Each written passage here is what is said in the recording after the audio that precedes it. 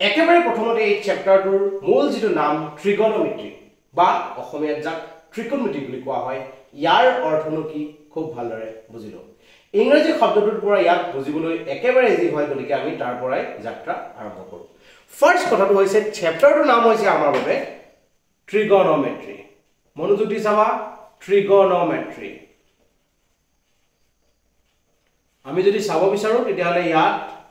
বহুকেইটা অংশত ইয়াক বিভক্ত কৰিব পাৰি যেনে ট্ৰাইগনমেট্ৰি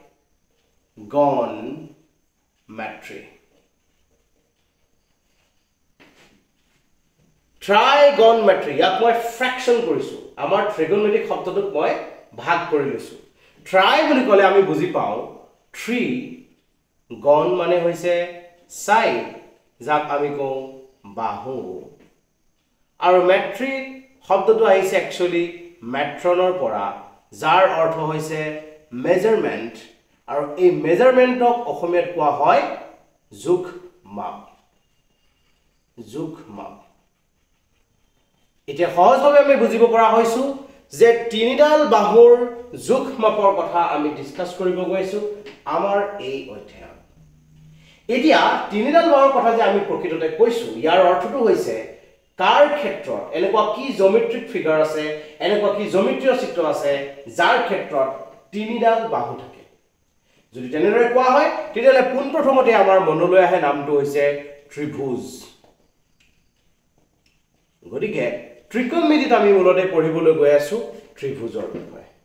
এতিয়া কেনে ধৰণৰ ত্ৰিভুজৰ বিষয়ে পঢ়িব গৈ আছো সেই কথাটো তোমালোকৰ বাবে স্পেশাল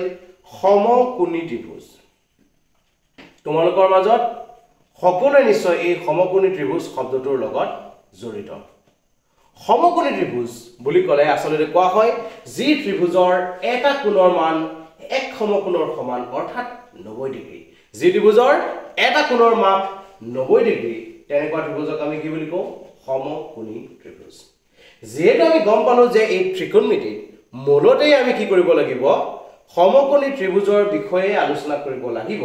গতিকে সমকোণী ত্ৰিভুজৰ লগত আৰু অলপ চিনাকি হোৱাটো আমাৰ বাবে খুবেই প্ৰয়োজন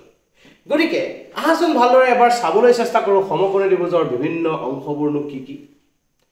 যদি চাব বিচাৰো ইয়া ডাইৰেক্টলি মই তোমালোকক কৈছো এ বি সি আমাৰ বাবে এটা সমকোণী ত্ৰিভুজ অংকন কৰা হৈছে আৰু যাৰ বাবে ধৰি লোৱা হৈছে যে এংগল বি কোণৰ মান 90 ডিগ্ৰী এতিয়া এই এ বি সি নামৰ ত্ৰিভুজটোৰ ক্ষেত্ৰত যদি আমি কথা পাতিব বিচাৰো তেনেহলে ভালদৰে এবাৰ মনোযোগেৰে চোৱা মই তোমালোকক কৈছো ত্ৰিভুজ এ বি সিৰ angle B equal to 90 degree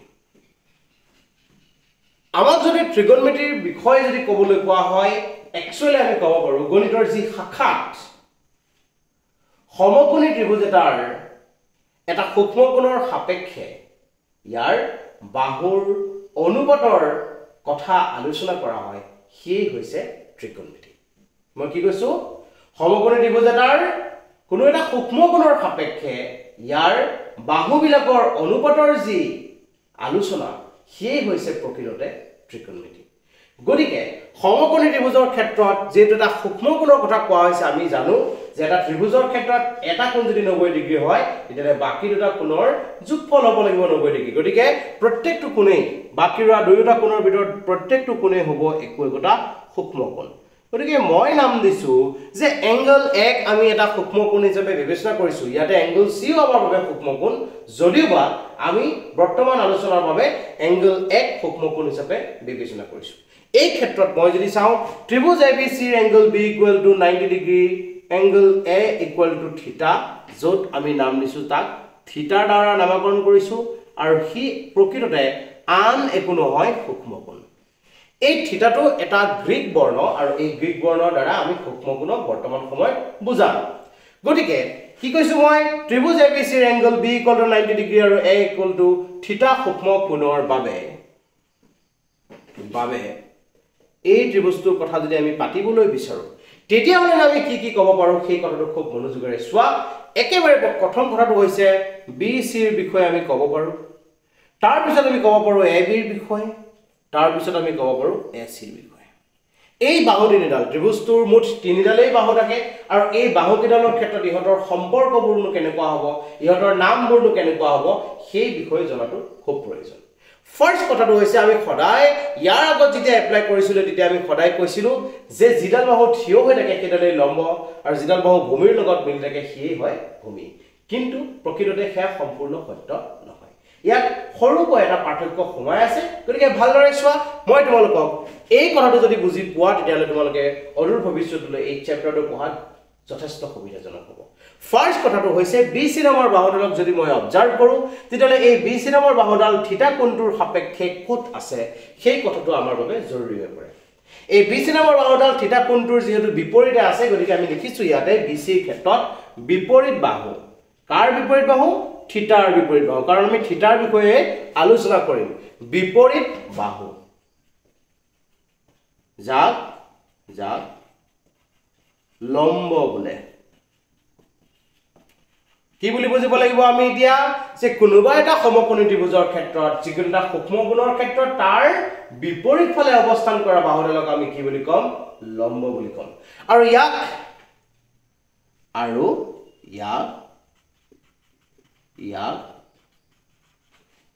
P ৰে বুজোৱা হয়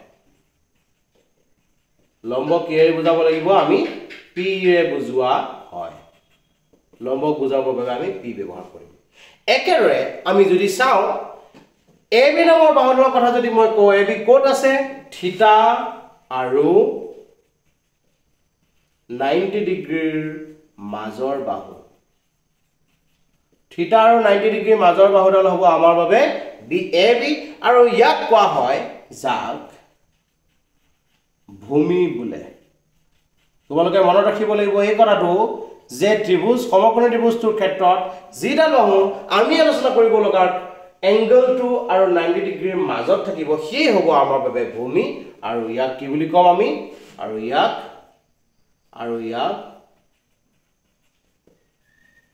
ইয়াক B ৰে বুজোৱা হয়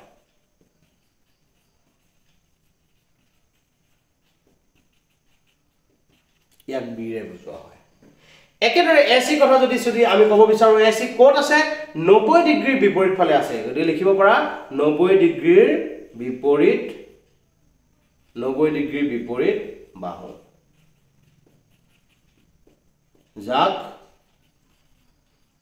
অতিভুজ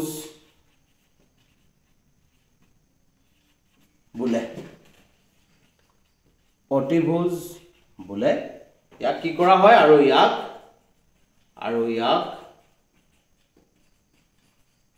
H ৰে বুজোৱা হয়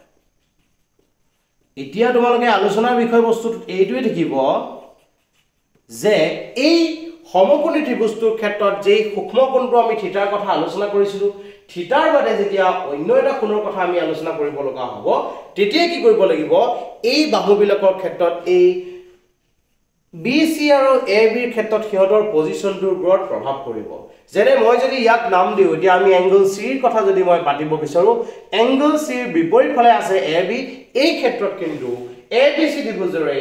এংগল C ৰ কথা যেতিয়া আমি পাতিম C ৰ বিপৰীত ফালে থকা বাহু AB ক আমি ক'ব লাগিব লম্ব অৰ্থাৎ আমি কি কৈ আছো যে সমকোণী ত্ৰিভুজটোৰ ক্ষেত্ৰত যেটো সূক্ষ্ম কোণৰ কথা আলোচনা কৰিম তাৰ ওপৰত ভিত্তি কৰিহে আমি আসলতে লম্ব আৰু ভূমিক চিনাক্ত কৰিব লাগিব এনেকুৱা নকৰিবা যে যেডালে থিয় হৈ থাকিব সেইডালেই হ'ব লম্ব আৰু যেডালে ভূমিৰ লগত মিলি থাকিব সেই ভূমি তেনেকুৱা কনসেপ্টটো নাৰাখিবা এতিয়াৰ পৰা তোমালোকে কি কৰিবা যে থিটাৰ বিপৰীত ফালে যেটো থিটাৰ কথা তোমালোকে পাতিবা তাৰ বিপৰীত ফালে অৱস্থান কৰা বাহুডালক তোমালোকে লম্বৰে চিনাক্তকৰণ কৰিবা এইখিনি তোমালোকৰ মূল শিকিব লগা বিষয়বস্তুটো ত্ৰিভুজৰ সমকোণী ত্ৰিভুজটোৰ বাহুবিলাকৰ নাম জনাটো খুবেই প্ৰয়োজন কাৰণ ইয়াক আমি ইউজ কৰিব লাগিব আমাৰ ফাৰ্স্ট অনুশীলনীটো একেবাৰে প্ৰথম এই কথাটো শিকাৰ পিছত তোমালোকে মনোযোগ দি আৰু এটা কথা মুখস্থ কৰি ৰাখিব লাগিব সেইটো হৈছে তোমালোকৰ পাইথাগোৰাছৰ উপপাদ্য কাৰণ এই চেপ্টাৰটো তোমালোকে পাইথাগোৰাছৰ উপপাদ্য যথেষ্ট পৰিমাণে ব্যৱহাৰ কৰিব লাগিব থিটাৰ বিপৰীত ফালে অৱস্থান কৰাৰ লগ আমি কৈ আছো P অৰ্থাৎ পাৰপেন্ডিকুলাৰ থিটা আৰু 90 ডিগ্ৰীৰ মাজত থাকিব B আৰু 90 ডিগ্ৰীৰ অপজিটত থাকিব হাইপোটেনাছ বা অতিভুজ বা কৰ্ণ এতিয়া এই তিনিডাল বাহুৰ মাজত সম্পৰ্কটো পাইথাগোৰাছৰ উপপাদ্যৰ দ্বাৰা আমি পাব পাৰো সেইটো হৈছে p² + b² = h²। এই ৰিলেশ্যনটো তোমালোকৰ মনত ৰখাটো খুবেই প্ৰয়োজন ইয়াক তোমালোকে ইউজ কৰিব লাগিব ত্ৰিভুজ এটাৰ ক্ষেত্ৰত অৰ্থাৎ মই এইটোই কথা কৈছো যে সমকোণী ত্ৰিভুজ এটাৰ ক্ষেত্ৰত যেতিয়া তুমি ত্ৰিভুজটোৰ যিকোনো দুডাল বাহুৰ দৈৰ্ঘ্য গম পাবা তৃতীয় বাহুডালৰ দৈৰ্ঘ্য উলিয়াবৰ বাবে এই সূত্ৰটো তোমালোকে ব্যৱহাৰ কৰিব লাগিব আজিৰ এই লেকচাৰটোত আলোচনা কৰিব লগা দ্বিতীয় বিষয়বস্তুটো অৰ্থাৎ একেবাৰে শেষৰটো বিষয়বস্তু হৈছে আমাৰ বাবে ত্ৰিকোণমিতীয় অনুপাত আমাৰ বাবে টোটাল কিমানটা অনুপাত আছে মনত ৰাখি লবা মুঠ 6টা ত্ৰিকোণমিতীয় অনুপাত আছে টোটাল আছে 6টা 6টা ত্ৰিকোণমিতীয় অনুপাত আছে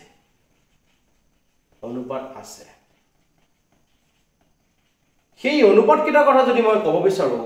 সেই কেইটা হল যিকেইটা অনুপাতৰ কথা আমি আলোচনা কৰিব বিচাৰিছো সেই কেইটা হল মূলতে নাম কেইটা মনত ৰাখিবা সাইন কোসাইন টেনজেন্ট কোসেকেন্ড সেকেন্ড আৰু এটা হৈছে কোটেনজেন্ট